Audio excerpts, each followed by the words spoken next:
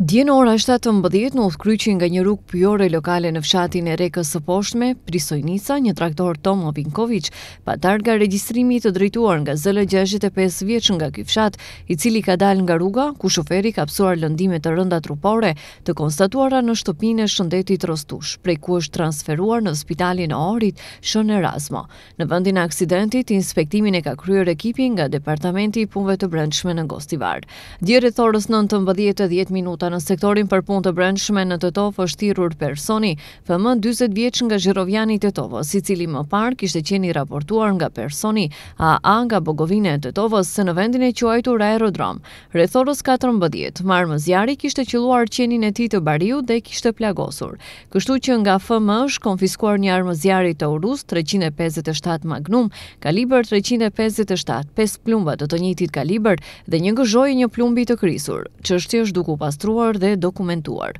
Efektivët e policisë të sektorit për punë të brendshme në Tetov dje rreth orës 10:30 minuta në rrugën jashtë Vardarit në Tetov kanë gjetur një automjet ngarkues Mercedes Sprinter me targa regjistrimi të Tetovës, që më parë kishte qenë raportuar si i vjedhur, pronë e personit EM 32 vjeç nga Reçica e Madhe Tetovës. Makina dhe produkte që ishin të ngarkuara në të janë marrë nga një imitur nga Sedllarca e Poshtme e Tetovës, i cili dyshohet për përfshirje të drejt për drejt në këtë rast, duke kthyer tek pronari. Kurse personit BL, 26 vjeç nga Tetova, ju kthye një skuter që ishte gjetur gjithashtu në automjetin ngarkues.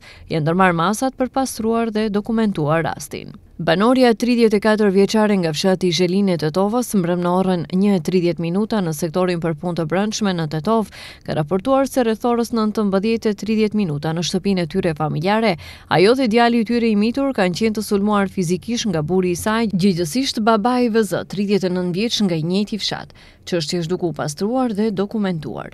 19 vjeçari MP nga Gostivari dje në ora 18:50 minuta në sektorin për punë të brendshme në Tetov ka raportuar se në rrugën 101 në Gostivar kishte qenë i kafshuar nga një qenë ndacak.